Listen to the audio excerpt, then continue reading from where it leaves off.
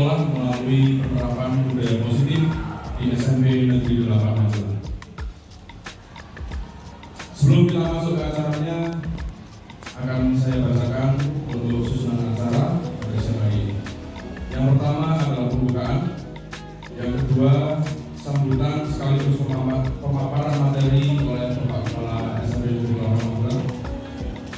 Yang ketiga adalah pemaparan materi oleh Bu Erlina Kartika Sari, dan acara yang terakhir adalah penutup. Untuk mempersingkat waktu, marilah kita buka acara pada siang hari ini dengan masing-masing berdoa. Dipersilakan.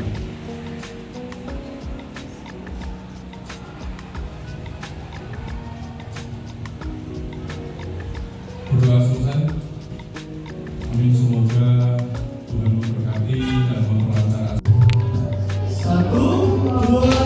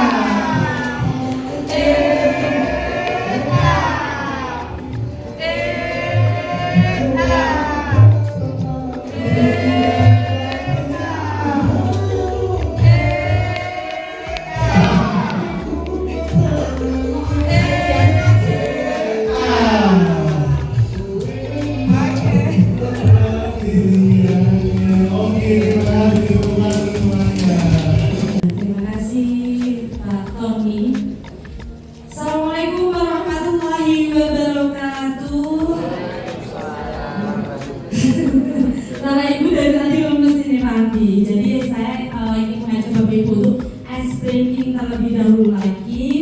Silakan untuk berdiri biar ice breaking ya. Itulah pekerjaan CGP itu seperti itu teman-teman. Jadi kita itu kalau udah lesu, letih, lapar, kita ice breaking dulu ya. Oke. Ya boleh berdiri untuk Bapak Ibu, untuk Mas Munah bisa diputarkan. Kita akan melakukan gerakan-gerakan ini ya, seperti Pak Munah ikut berdiri ya. Iya, udah dikasih kaos nih ya. Oke, Mas Munah boleh ulangi lagi mungkin. Ya, sudah pernah harus hafal ini ya.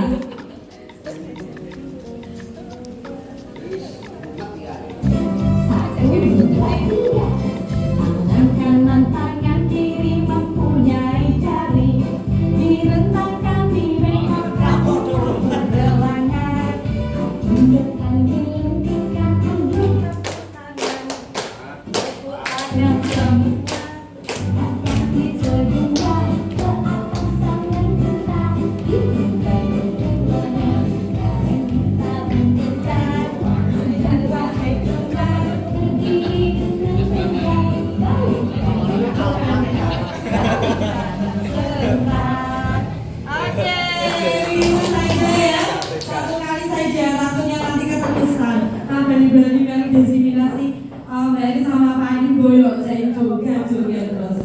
Oke Bapak Ibu, kali ini saya ingin meneruskan pemaparan dari yang sudah kami dapatkan. Diseminasi itu kan penyampaian informasi Bapak Ibu. Dimana saat ini saya itu juga memerlukan asupan ini. Bapak Ibu, di situ ada kebutuhan dasar manusia. Bapak Ibu, ketika kita hidup di dunia ini, tentunya kita memerlukan 5 kebutuhan dasar manusia. Yang pertama ada kesenangan, cinta dan kasih sayang, penguasaan, kebebasan, dan bertahan hidup. Jika mungkin salah satu dari ini mungkin ada yang kurang, pasti Bapak Ibu dalam menghadapi peserta didik kita pasti ada sesuatu hal yang berkurang. Contoh nih, ketika Bapak Ibu menghadapi siswa yang sedang membuat ulah, ternyata suasana hati Bapak Ibu dari rumah itu males mungkin ada tinggalan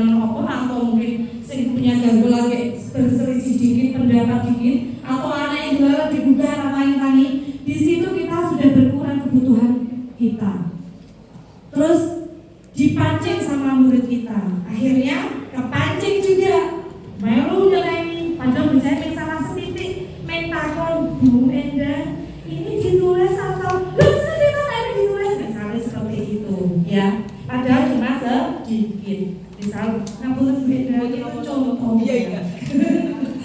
Oke, selanjutnya kesenangan di sini.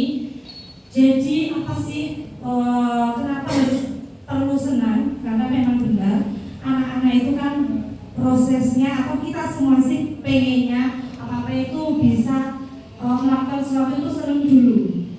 Kita bisa tersenyum dulu. Ketika kita sudah datang ke sini aja wes males Jumat kan ngrungokke wong diseminasi. Nah, di sisa jam ini selong jam aku tadi tadi. Ternyata enggak sama saya sudah kasih sedikit Bapak Ibu saat buatkan saya sedikit kemudian kita butuh tertawa, kita butuh memang senang. Kalau kita belum senang, saya yakin ketika mau datang ke sini mau ngadepi kayak burung tambahan tugasnya burung garap ini nah itu. Ketika kebutuhan itu tidak terpenuhi, nah nanti kita masih kurang. Cinta dan kasih sayang ini yang perlu sangat kita butuhkan. Ketika kita sudah di no kultur, tidak disukai, itu sangat mengurangi kebutuhan dasar kita. Wes mangkat, sing penting mangkat, kerja golek duit. Itu prinsip saya saat itu ya. Seperti mangkat golek duit, oleh duit, bali turu, mangkat meneh bali turu seperti itu. Padahal kita butuh cinta dan kasih sayang dari siapa? Kalau di rumah ya dari keluarga kita. Anak-anak kita juga kita tumbuhkan cinta kasih sayangnya. Suami kita, kalau juga dengan mertua ya mertua kita, saudara-saudara. Kalau di sini gimana?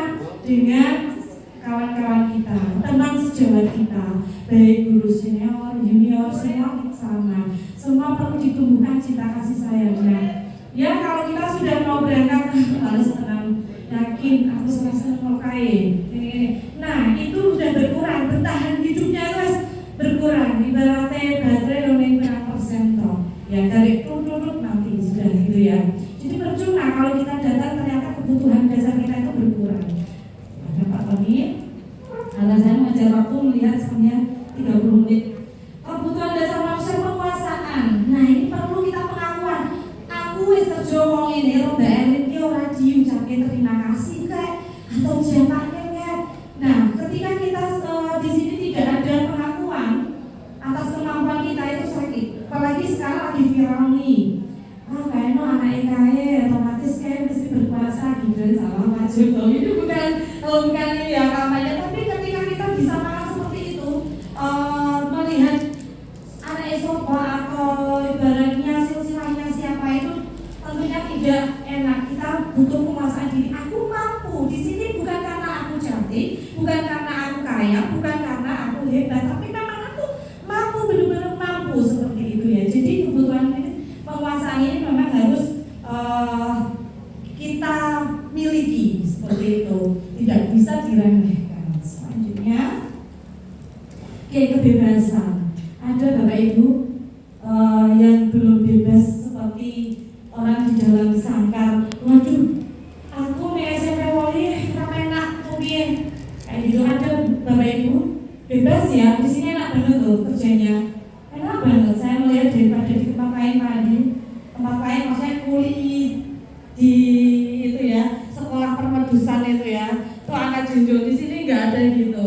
Di sini enak banget, kita kerjanya bersih, hanya menghadapi murid-murid kita, peserta didik kita. Nggak usah dibawa hati, kita dibawa happy ketika menghadapi peserta didik kita. Beda kalau kambing, wes di elor aku tuh bilang suka mikir lain. Dan ini berarti orang ini masih ngomongin. Kita nggak apa-apa, anak-anak nggak apa-apa, juga akan mati dan nggak akan rugi. Kita hanya perlu menuntun arahkan itu saja sesuai dengan kemampuan kita.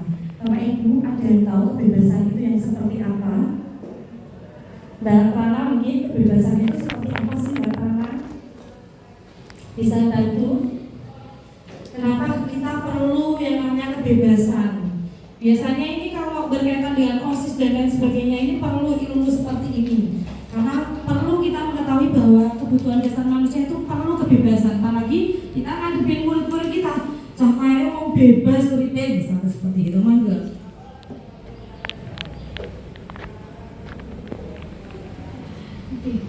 Menurut saya bebas itu apa ya, sifat dasarnya manusia. Seseorang manusia yang lahir di dunia ini memiliki kebebasan, kemerdekaan. Jadi kebebasan bagi manusia itu sudah hal yang fitrah, kalau menurut saya begitu. Bebas dengan terbatas. Bebas dengan terbatas. Selama tidak melanggar norma dan aturan yang ada. Itu bebas. Selama ini beberapa Anania ini ngerasain enggak bahwasanya memang butuh kebebasan. Ketika banyak sekali pekerjaan di SMP 8 ini, perlulah kalau ngopo gitu. Perlu ya? Iya. Perlu. Iya. Kan kita butuh membalance antara kehidupan pribadi dengan kerja. Iya. Jadi kalau misalkan di pekerjaan itu sudah tuntutan, ketika kita tuntutannya terus-terusan, apapun itu pekerjaannya butuh untuk mengembangkan diri. Mengembangkan diri. Maksudnya apa? Makan di luar gitu? Ya, bisa jalan-jalan. Oke, mengembangkan diri. Iya. Terima kasih Mbak Prana. Oke, yang lain Pak Munir katanya mau jawab kebebasan atau Pak? Oh Pak Wid, ya silakan boleh. Mbak Prana boleh dong pilih yang mana ini? Yang kecil? Oh yang kecil. Oke. Pak Wid, wah ini kecil di Pak Wid apa ya? Masalah kebebasan terus pernah digaungkan oleh pihak hak asasi manusia lembaga PBB. Ini sumber utama kan dari situ. Kebebasan adalah bagian dari hak asasi manusia. Bagaimanapun di kelas siswa juga diberi kebebasan untuk berekspresi, saya melalui rupa. Tapi harus dalam batas-batas norma etika, norma susila, norma kesopanan. Saya pernah melihat ada buku paket bahasa Indonesia yang di dalamnya itu ada gambar yang tidak layak untuk dilihat. Ada gambar dan tulisan. Mungkin bahasa saya menerima materi tentang poster gitu. Yang orang ono ini orang bakal ono kowe. Lah gambarnya itu cetok sekali. Ini kan bebas berekspresi tapi melanggar batas norma kesopanan. Bagaimana guru akan memberikan teguran pada siswa yang betul-betul menggambar di situ? Itu bebas berekspresi tapi masih di luar batas, berada di luar batas kesopanan. Luar biasa, ya bebas boleh asal sopan gitu ya. Awit ini kok cewek-cewek semua, saya berharap itu tadi yang jawab itu ibu-ibu ya Pak Wit. Pak Wit mungkin bisa nanti buat bros ini ya, yang ini ya, agak penting ini ya. Iya. Oke, terima kasih Pak Wit. Luar biasa, memang kebebasan itu boleh harus terpenuhi, tapi harus sesuai dengan norma-norma yang tidak yang melanggar berarti kesopanan kayak gitu ya. Memang bebas itu seperti apa sih, coba Pak Tony? Nah, betul, bebas memilih, bebas mengeluarkan pendapat, bebas berekspresi. Ketika sudah bebas, enak banget rasanya gitu ya. Selanjutnya kebutuhan yang terakhir ini bertahan hidup. Wah, saya itu melihat dari tadi Bapak Ibu waktu di makanya apa nanti saya terus deg-degan, apalagi sampai terlambat tadi Pak Adi, Suwi ya. Akhirnya kita mohon maaf darinya nggak ada cemilan, adanya cuma ini mohon maaf karena tahunnya kami kan sepakat terus dengan gitu kan ngantor terus saya dulu ini kayak gitu. Ternyata terlambat. Nah ini ketika kebutuhan kita yang paling akhir itu makan ya, kebutuhan contohnya makan. Ketika kita lapar aja mau berhadapan dengan murid, mau mendidik, mengajar atau masuk kelas itu sudah berbeda. Nah belum, nah iso rakuat, kurang. Kemudian ketika kesehatan, lalu dengar banget barunya beredar jadi ingat kebutuhan kesehatan. Kesehatan juga berpengaruh. Ini bertahan hidup. Ketika kalian Bapak Ibu mohon maaf, ketika Bapak Ibu berada di kelas dan ternyata badannya kurang fit, itu juga mengurangi kebutuhan dasar kita dan juga rumah tempat tinggal. Ketika di sini memang ada beberapa anak berpengaruh ya. Ini tidak hanya kita saja, kembali ke murid. Murid itu kebutuhan dasarnya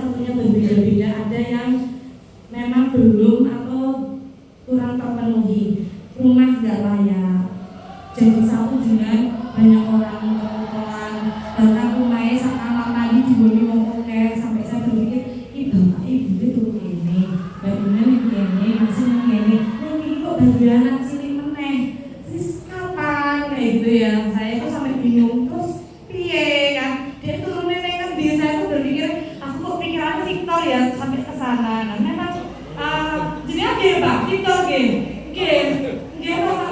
sama ya seperti itu. Dan ternyata itu juga berpengaruh terhadap mereka nantinya saat berada di sekolah. Apalagi yang maaf nih, notabene memang anak-anak yang kurang mampu itu biasanya di sekolah ada yang tak cuma sekolah. Bahkan sebenarnya mangkat lendo meh nakal atau enggaknya, terkadang kita gini, kita udah marah sama si anak, kita sudah menegur si anak itu, kemudian kita sudah memberi pengertian biar dia semangat belajarnya, tidak melanggar aturan, dan kita panggil orang tuanya, dan itu biasa aja, nggak ada perubahan. Karena apa? Ya bagi orang tua itu sebenarnya kamu dapat pendidikan aja. Masalah nakal oporannya itu kan urusan gurumu, kebanyakan seperti itu. Dipanggil ya satu ngomong dipanggil seperti itu karena apa ya? Dia bingung mau bertahan hidup aja bingung. Kepikir kayak anak SD dipogal panggil guru BK, wali kelas dan seterusnya seperti itu. Jadi gimana kita memenuhi itu ya kita harus memahami kebutuhan dasar murid apakah terpenuhi. Jangan asal ketika ada murid seperti ini langsung kita jas wah gue pancen bodoh ini gue pancen seperti itu. Misalnya ini pancen nakal ini keluarga ini asal bawa keluarga misalnya. Kalau bisa jangan bawa keluarga. Kita bisa di sini memberikan keluarga baru untuk si anak itu. Dia sudah susah, benar-benar susah banget. Hidupnya sudah susah, kasih sayang orang tua nggak ada, keuangannya ya seperti itu. Bagaimana caranya? Kita bentuk aja keluarga lagi. Kita rekrut anak itu, kita dekati baik-baik, kita ajak baik-baik. Insya Allah anak itu bisa mengerti, bisa memahami dan bisa jadi anak yang soleh-solehah atau yang kita harapkan. Lanjut Pak. Selanjutnya posisi kontrol seorang guru. Ini kira-kira yang sering dilakukan yang mana nih Bapak Ibu penghukum, membuat merasa bersalah atau seperti teman kalian mudah-mudahan biasanya teman ini ya atau menghukum atau membuat merasa bersalah. Kalau membuat merasa bersalah biasanya itu banyak aktingnya gitu ya. Kemudian manajer pemantau yang mana kira-kira Bapak Ibu ketika mengambil posisi kontrol seorang guru, adakah kelima ini atau bahkan lima-limanya atau mungkin salah satu penghukum. Nah di sini ada guru berbuat ketika di sini ya posisi kontrol nanti saya share juga. Penghukum itu seorang guru itu menyindir menyakiti. Jadi zaman dulu ya, kalau zaman dulu ya, zaman saya sekolah cuma karena salah matematika ini ya bu, saya dewek gitu ya. Salah sih dewek, sih dua kalau kayak gitu ya. Bahkan juncali kapur gitu ya. Itu sesuatu yang melekat sampai sekarang. Jadi ketika kita dihukum seperti itu atau disuruh lari, suruh push up jongkok sambil jalan kayak gitu, itu sangat melekat banget. Saya dulu pernah, rumah saya Pati. Kemudian saya di sini di Payaman itu laju 2 hari. Kebetulan dari Pati ke sini laju naik Jaya. Bayangkan Pati sini itu 6 jam. Saya di sini terlambat jam itu disuruh jongkok sambil berjalan. Itu benar-benar gak enak banget dan saya masih mengenang bote pengen lulus SMKW sampai seperti itu ibaratnya. Jadi itu kalau di pendidikan sekarang ini hukuman itu semakin dikurangin. Kita lebih ke membuat orang merasa bersalah atau sebagai teman. Ketika kita berada di penghukum ini, biasanya hasilnya anak itu akan memberontak. Yakin, saya waktu itu ya, langsung ketika diseneni ngono, sesuk aku nganggo maskara warna biru. Suara meneh, sekolah baru ngatin gitu kan. Saya bilang nggak apa-apa toh Bu, intinya saya sekolah di sini dapat peringkat 2 itu saya. Nah jangan sampai peserta didik itu bisa seperti saya yang memberontak seperti itu. Kita kasih sebuah posisi kontrol yang membuat si peserta didik itu nyaman. Kemudian membuat orang bersalah biasanya itu seperti kita ngelus ya, kamu sudah mengecewakan Bu Elin loh, kamu sudah mengecewakan loh, kamu kemarin kok nggak masuk kenapa, kamu kok bolos kenapa, seperti itu ya. Dan itu efeknya nanti dia juga akan menyangkal ketika dibuat merasa bersalah. Terus gimana? Ya kita harus gali terus posisi kontrol kita sebagai teman. Nah kalau sebagai teman lebih bahaya lagi, dia lebih ketergantungan lagi. Terus aku suruh gimana Mbak Erin? Ambil posisi kontrol yang mana? Ketika sebagai teman, oh Bu, aku kemarin bawa HP loh, gak apa-apa, sebenarnya ketahuan. Nah, karena kita posisi kontrolnya sebagai teman, oh Bu, gak apa-apa, nanti gurunya nih. Nah, akhirnya dia ketergantungan ketika punya masalah, dia akan terus-terusan cari si ibu itu. Contoh nih, ada anak yang nitipin HP. Ini real banget, Kak tanya, kenapa rambut titip-titip wali kelasmu? Gak berani. Kenapa di wali kelas yang lain? Wali kelasnya baik, gak bisa gitu dong. Ya kan? Berarti dia tergantung sama si wali kelas itu. Jadi terus gimana? Iya kita harus gali terus ini yang mana ya. Pemantau, ketika jadi pemantau, nah kita ini lebih enak. Jadi anak itu ditanya, kamu tahu kan peraturan di sini, nanti ada posisi kontrol yang mana menggunakan segitiga restitusi. Lebih enak dan lebih dapat anak itu bisa menyadari kesalahannya itu apa. Sebagai manajer ini apa kamu sama ya kamu yang ini kamu bisa menggunakan segitiga restitusi. Jadi menguatkan watak karakter si anak itu. Bisa lanjut? Oke, 10 menit segitiga restitusi. Guru berperan sebagai manajer menggunakan segitiga restitusi yang mana penyelesaian masalahnya yang pertama itu menstabilkan identitas. Ketika ada anak yang bersalah ini, perawatan di Senin, paling nggak ditanya, distabilkan dulu. Validasi tindakan yang salah. Kemudian menanyakan keyakinan yang ada di sekolah atau kelasnya. Tujuannya apa sih? Biar kita menghasilkan murid yang mandiri dan bertanggung jawab. Tanggung jawab terhadap masalahnya. Anak itu ketika bikin masalah di Seneni, dia bisa mengulang kembali. Kok bisa? Ya itu tergantung posisi kontrol ketika kita menjadikan dia itu sebagai apa. Kita itu sebagai apa? Dia akan mengulang kembali. Nah, kita bisa selesaikan dengan segitiga restitusi. Bisa diklik untuk videonya mungkin. Kalau lama ya balik lagi aja. Bisa ya. Jadi di sini kemarin saya membuat sebuah adegan dengan siswa, kayaknya dengan penyelesaian masalah segitiga restitusi, yang mana saya mengajak Farel di sini. Dia sebagai siswa yang memang ini ya, dia diejek, ibaratnya diejek sama meja, padahal dia itu teman baiknya. Kemudian di sini Farel lapor ke saya, ya pura-puranya saya masih wali kelas 7C ini. Bu kemarin lagi main kayak gitu ya, tapi sama Mesya itu diejek-ejek, berarti gitu, diejek-ejek dan dipermalukan di kelas kayak gitu. Terus dia ngejek terus di sini ada mau menstabilkan. Terus yang kamu lakukan apa? Ya aku mau balas Bu. Terus kamu apakah sudah merasa senang kalau sudah membalas? Ya enggak kan gitu. Nah terus gimana? Ya aku pengen aja, maksudnya juga gini ya. Nah Bu Erin tahu kalau kamu sedih, Bu Erin juga pernah merasakan sedihnya itu ketika diejek orang. Tapi karena kita memiliki keyakinan kelas atau keyakinan sekolah bahwasanya ketika kita mengejek tidak perlu membalas atau kita mengejek balik. Begitu juga dengan Mesya. Kemudian kan terus kira-kira yang kamu lakukan bagaimana? Ya aku mau minta maaf ini ya, ceritanya dia mau minta maaf sama Mesyanya. Jadi nanti saya juga akan mengikuti Mesyanya itu.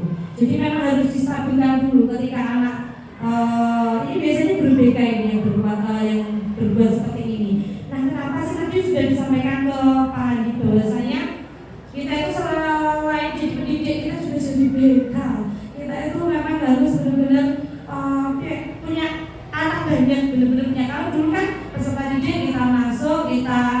ilmu, kita lakukan assessment, kita bagi hasil, sudah selesai. Yang penting ada hasil. Sudah Pak Tony. Kalau sekarang itu tidak. Jadi sampai ke karakternya, kita membentuk karakter siswa tersebut.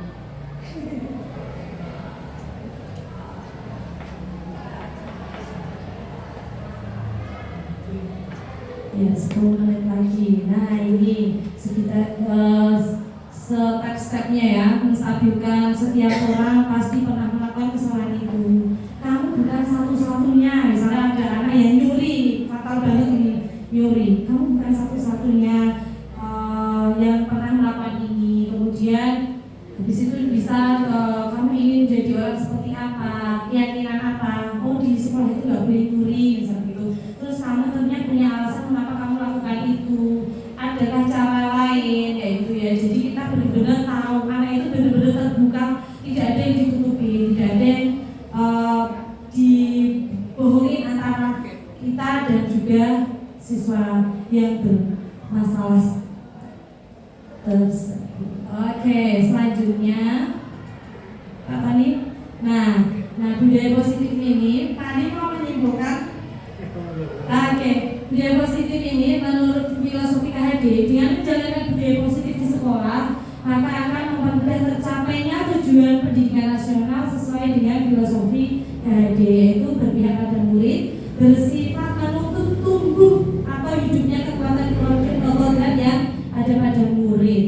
Kemudian, nah di sini budaya positif dapat terwujud jika seorang guru memiliki 5 nilai guru penggerak, diantaranya pada berpihak pada murid, reflektif, kolaboratif, inovatif.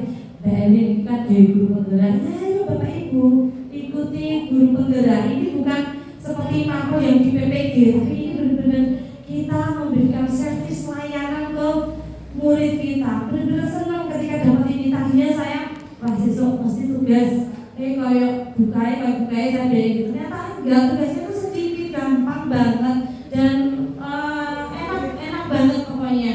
Kita dapat ilmu yang nggak pernah saya dapatkan sebelumnya. Kemudian budaya positif di sini dapat terwujud. Oke, mau yang mana? Nah, dapat terwujud di sekolah kita.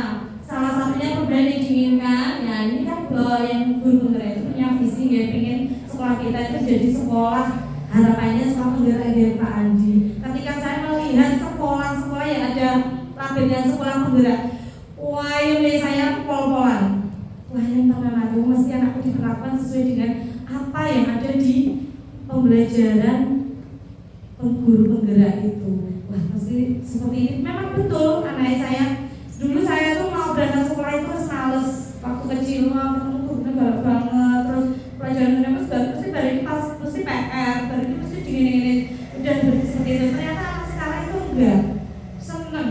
Tadi aku diajak ini ya, pokoknya seneng sekali. Itulah dari perubahan bedanya. Ya mungkin semoga aja di sini nanti OTW biar Pak Andi jadi sekolah penggerak.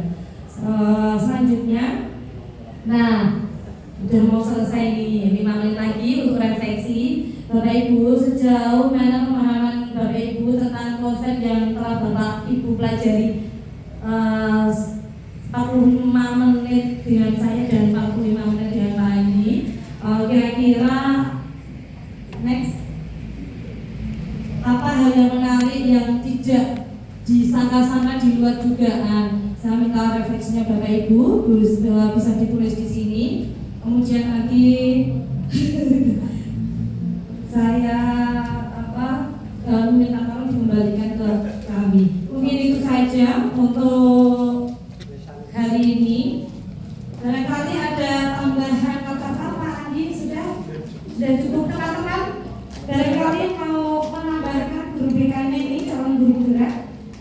Iya, untuk calon guru penggerak bisa di sini. Iya.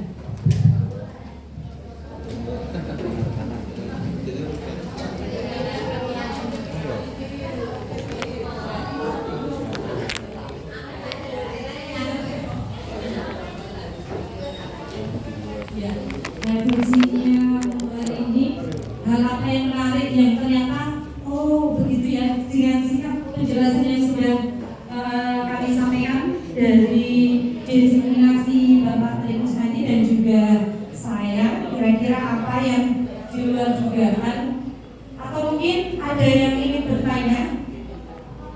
Iya, silakan Bu. Terima kasih. Jadi ini sambil menunggu waktu ini.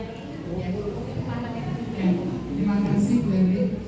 Sering saya dengar, mungkin juga teman-teman mendengar bahwa Pak Andi pernah berkata bahwa di kurikulum Merdeka kita guru ini sebagai pendidik gitu ya Pak ya. Lalu kalau menurut teori kependidikan yang dulu pernah saya terima, guru itu adalah seorang pendidik sekaligus pengajar gitu Pak. Nah sekarang kalau dalam kurikulum Merdeka ini pengajarnya di mana Pak? Posisinya itu di mana? Walaupun mungkin juga sedikit jawaban mungkin bisa saya cari, tetapi mungkin dari Bapak Ibu guru penggerak barangkali lebih gamblang.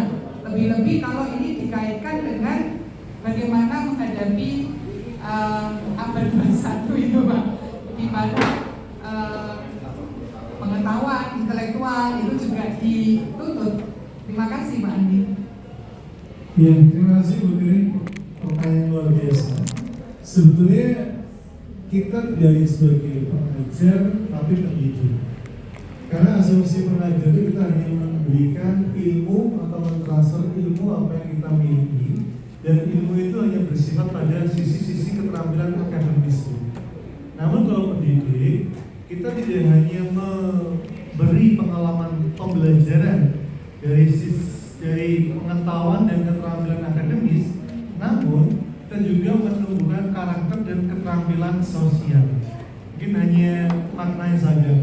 Jadi dalam pendidik itu kita tidak hanya memberikan konseptual saja pada anak, tidak hanya pada nilai-nilai keterampilan akademis saja, tapi juga keterampilan sosial. Itu kemarin yang kami coba diskusikan. Jadi intinya bahwa pendidik itu lebih luas cakupannya dibanding pada pengajar saja. Jadi sebagai pendidik kita juga harus tidak sebagai penuntut pada anak tersebut, tapi juga sebagai penuntun bagi anak itu juga. Jadi kata pendidik dalam itu sudah ada yang namanya kita memberikan tadi pengalaman, pengajaran, materi-materi, konsep tentang keterampilan akademis dan juga keterampilan sosial plus karakter yang kita inginkan. Mungkin demikian Bu Tri. Mungkin nanti kalau secara teoritis mungkin ada, nanti bisa kita diskusikan bersama juga. Seperti itu. Mungkin bagian Bu, usaha tambahkan. Ya, saya menambahkan Bu Tere, hari ini kita memang baru men-share ilmu kita kaitannya dengan diseminasi, menumbuhkan budaya positif, diseminasi budaya positif, penyampaian informasi budaya positif di sekolah, dan kita lebih mengarah ke karakter siswa. Suatu saat nanti kita bisa tindakan berkaitan dengan bagaimana kita menciptakan pembelajaran berdiferensiasi, yang mana guru itu mempersiapkan pembelajaran di kelasnya itu secara lengkap, secara komplit sampai asesmennya, di mana di situ semua murid mendapatkan perlakuan yang berbeda-beda sesuai dengan kemampuannya. Dan kita juga menyiapkan perangkat tersebut, kita menyiapkan konten tersebut dan produk tersebut seperti itu. Untuk kali ini karena terbatasnya waktu, kita lebih mengarah ke karakter. Pasti yang dipertanyakan, oh seperti bahagia, gak perlu bijinya apa, bukan itu konsepnya, bukan begitu. Nanti akan ada masanya lagi, ya. Semuanya tetap kita perhitungkan atau tetap kita jadikan acuan juga. Kita terus apa ya udah aja ngasih ilmu nek sekolah pribadi ya, tidak seperti itu. Tapi benar-benar kita share ilmu. Kalau informatika ya anak-anak itu bisa tahu mungkin Microsoft Word, Excel, dasarnya seperti itu, atau dia tahu konten baik, konten tidak baik seperti itu. Tetap kita beri karena itu hak mereka. Jadi tetap di sini nantinya ada waktu yang tepat bisa Pak Andi mengisi untuk kaitannya dengan belajar berdiferensiasi. yang mana memang betul ini loh guru jadinya gitu, ini loh guru yang ngajar, Bapak Ibu tetap mengajar, tetap menyiapkan dokumen dan lain sebagainya itu. Ada pertanyaan lain mungkin Mbak Elma sudah sampai, mau bros nggak? Nggak mau bros ya. Mau tasbih digital mungkin Bapak Ibu, ibu-ibu ini ada yang mau tasbih digital? Ada yang mau tasbih digital? Bapak Ibu, ibu aja deh. Bapak mau tasbih digital? ini masih beberapa. Coba. Enggak, harus mau dulu. Mau, oke, kalau mau kasih refleksinya ke saya. Bicara. Jadi mau memberikan informasi tentang proyek besok? Oke. Setelah berinteraksi ya. Terima kasih Pak Andi dan Bu Erni. Saya akan mengomentari dua hal.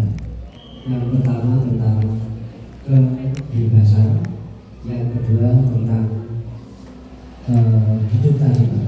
Jadi begini, kalau di konsep saya, yang namanya kebebasan itu adalah keleluasaan kita untuk mengoptimalkan potensi yang kita miliki sesuai dengan norma dan aturan yang berlaku.